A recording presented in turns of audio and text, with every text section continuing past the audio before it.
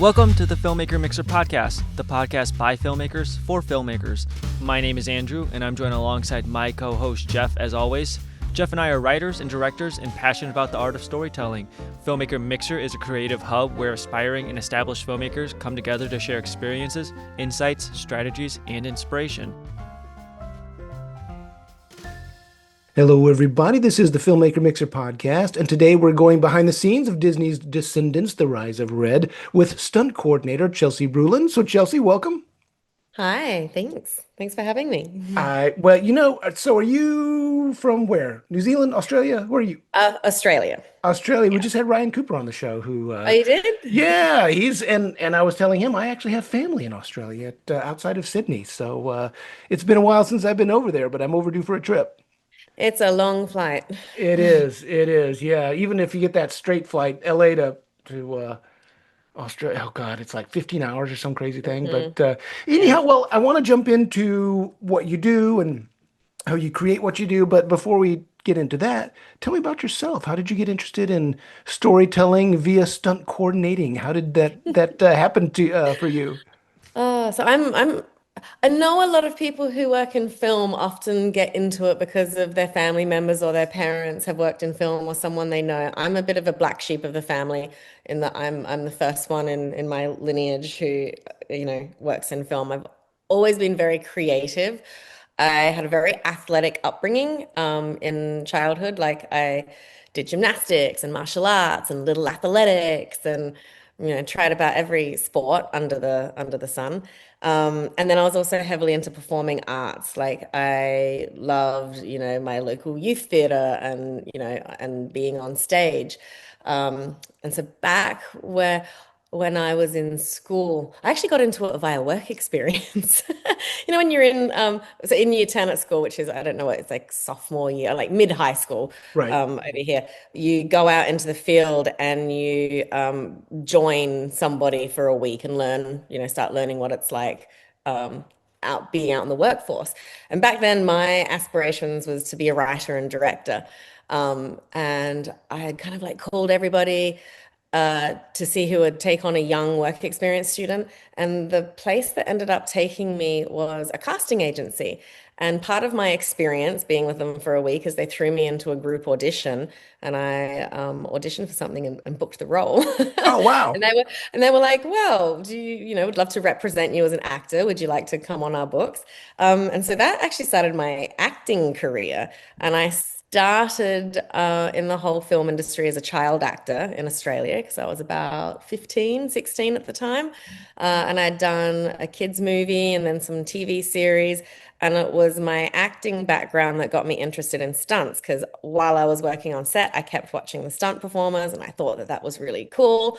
And eventually I was cast in a TV commercial, like an anti-speeding, commercial and as an actress, and I met a stunt coordinator on that, and I begged him to let me do my own stunts, and he did. So Oh, I wow. was emulating getting hit by a car, and I was doing it in it was wire work, so I'm on wires, and there was no car, but they like whipped me off my feet and went flying in the air like I had been hit by a car.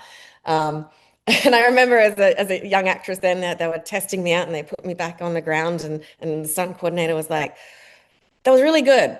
Do you think you can do it without that big grin on your face? I'm like, okay. It's like you've been hit by a car, remember? It's like meant to look painful.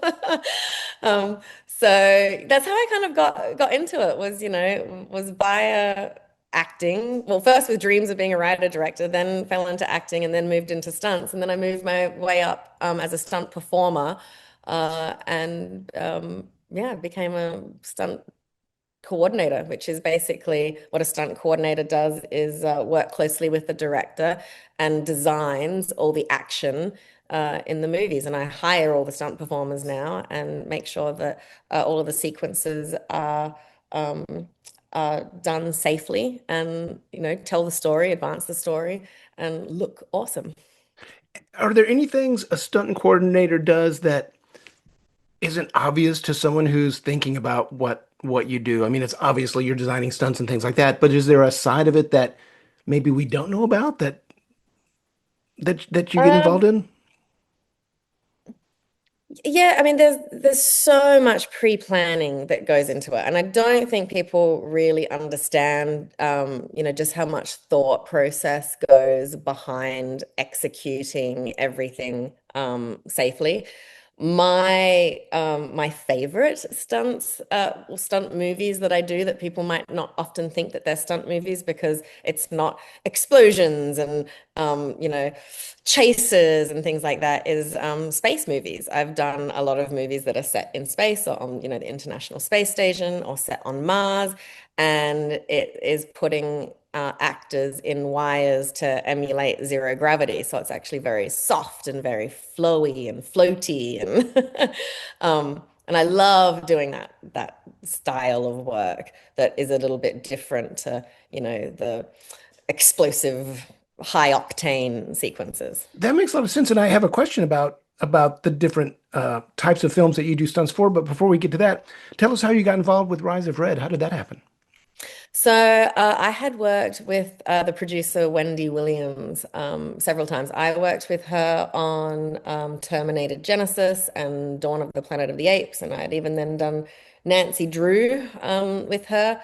And uh, and she had reached out to me because she had felt that it was really important to have a female stunt coordinator working with these young girls and their physicalities and their sword fighting for Chloe. And Red really wanted to be kind of like rough tumble, like parkour chick. And just inherently, girls move differently from boys. And even as a stunt performer, I found that a case when I was working with a male stunt coordinator that sometimes they just didn't understand, how I would naturally do things or how my body moves. So, yeah, she was specifically looking for a female stunt coordinator and got me to meet up with Jennifer Fang, who was our director, and we hit it off, and the rest is history.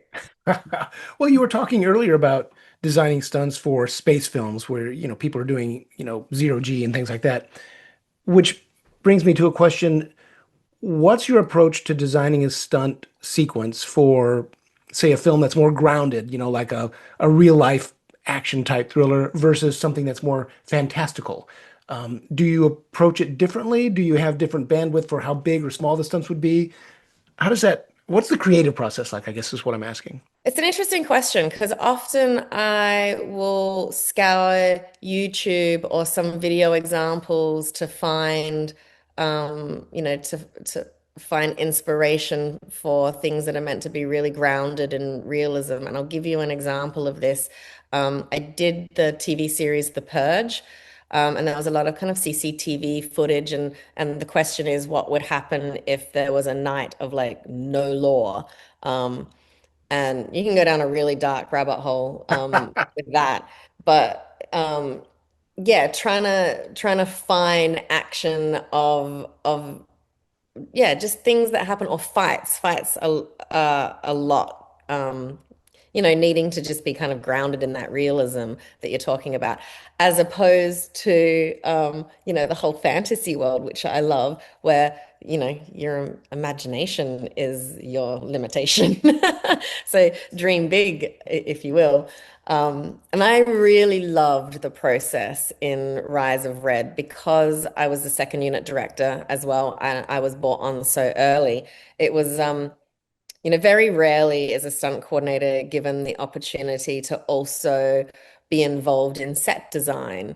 Um, and because I was brought on so early in this one, I was able to kind of start throwing ideas with Jennifer into the mix of how like a fight might look. And for an example, for this one, it was like the big finale scene with the flying swords with Red and Chloe and the magical swords that are flying all over the room.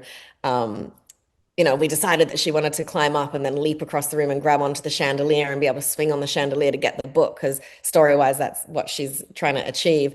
And we actually had to alter the set a little bit in order to work around our ideas in that. So it was really nice to be able to get in early to be able to, change the flow of where certain things were going that would help the stunts and help the action design out. And so you're taking into consideration not just the props and the action and your creation for the stunt, but also I guess, how the set would make the stunt look bigger, look better. Is that what you mean? Or Yeah, well, particularly with fantastical elements, and Marvel's a good example of this, like with all the superhero stuff.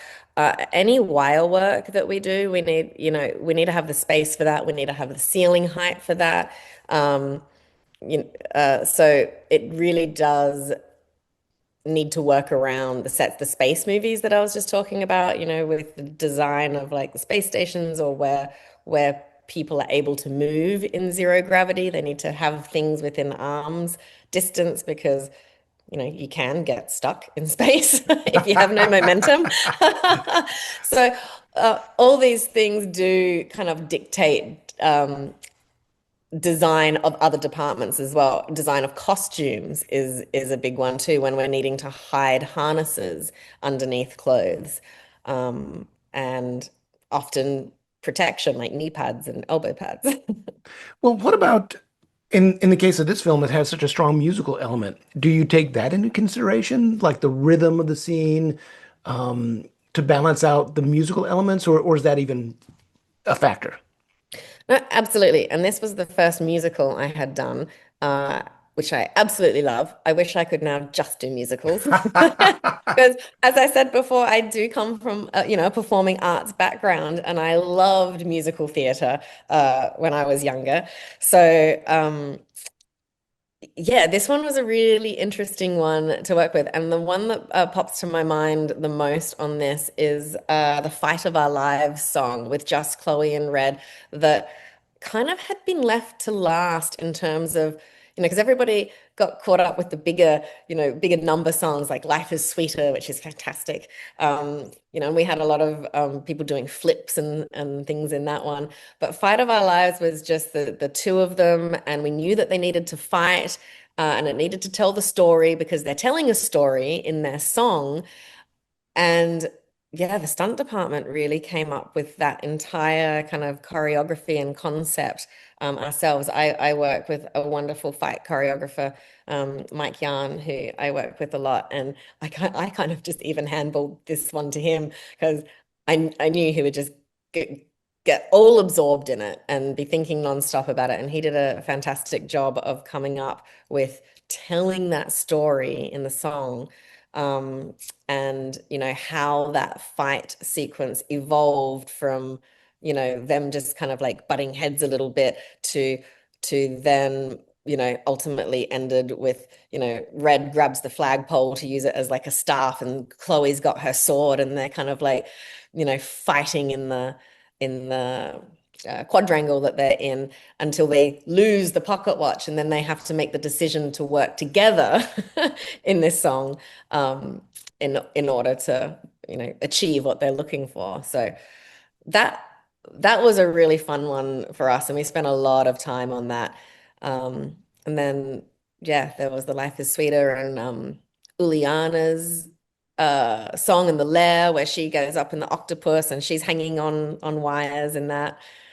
Yeah, there was a lot of wonderful musical elements, and it definitely needs to be taken into consideration in the choreography. I had the songs playing nonstop in my car on the way to and from work.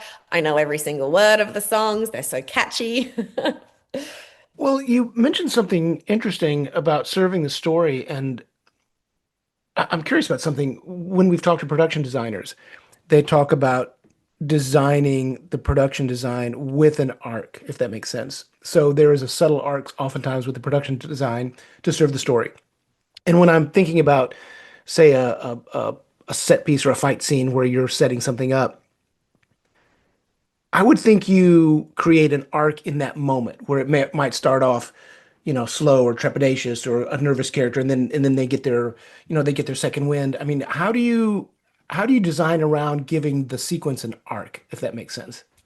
And maybe it doesn't always need one, but I wonder what your creative process is when you're trying to take a character from point A to point B and make that moment get bigger and bigger and bigger, or less and less and less if they're failing.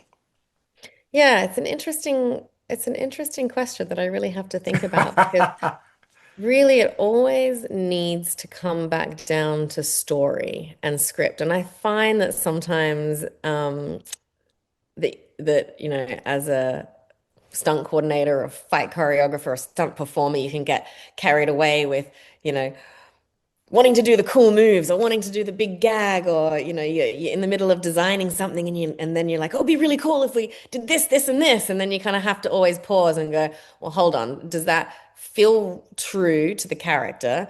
And is that telling the story that we want to tell?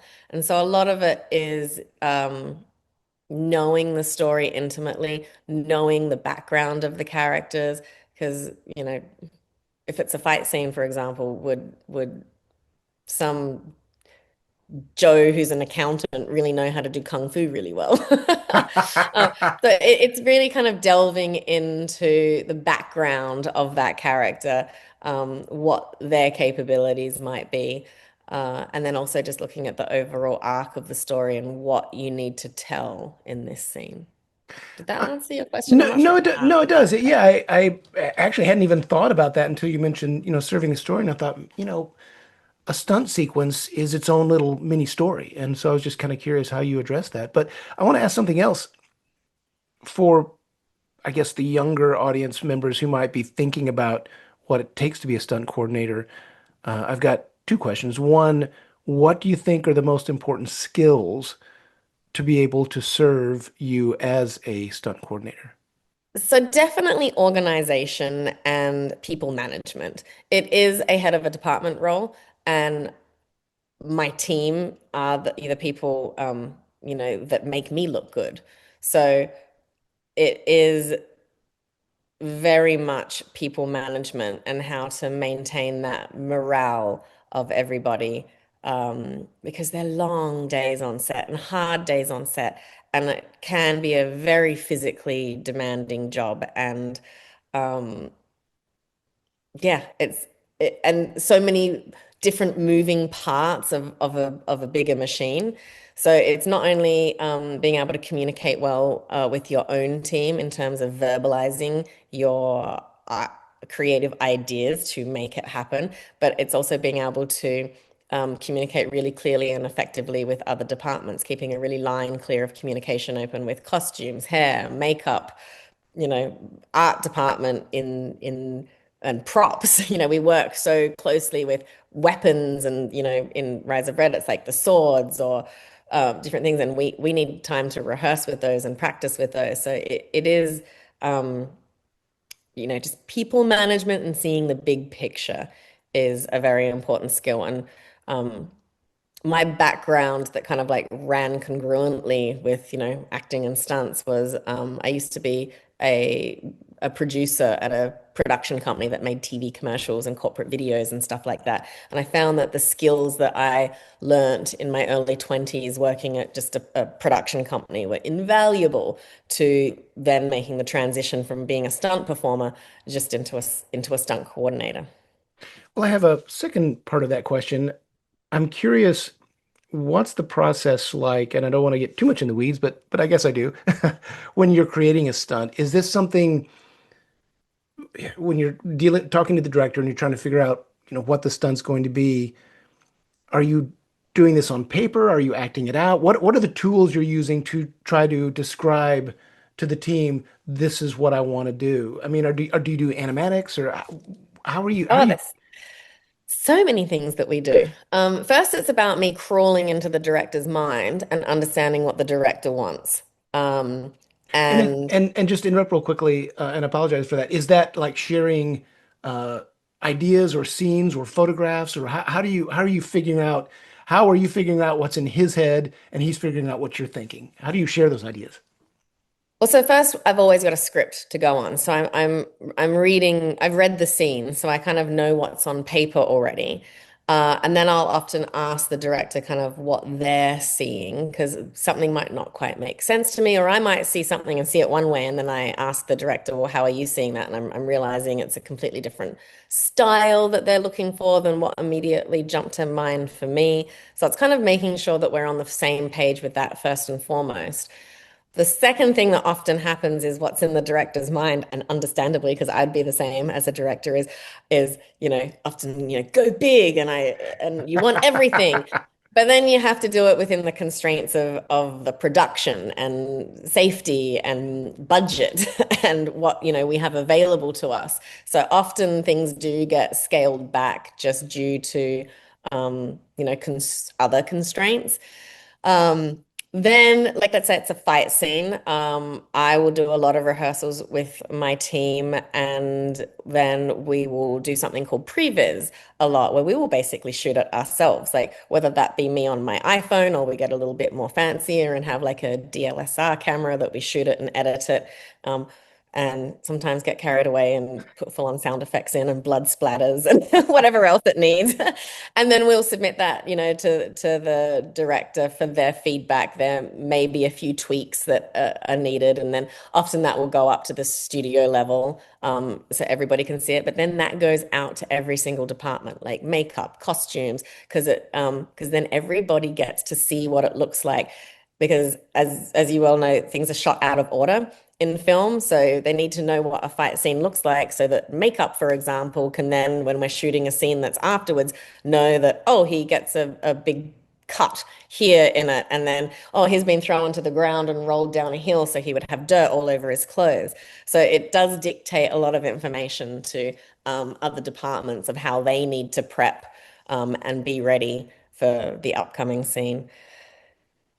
Makes sense. No, that makes perfect sense. Yeah. Is there any type of stunt that you've been wanting to do that you haven't had a chance to do? Like, a genre? Yes. Yeah, tell So me. glad you asked, because if anybody out there has this stunt, I really want to do it.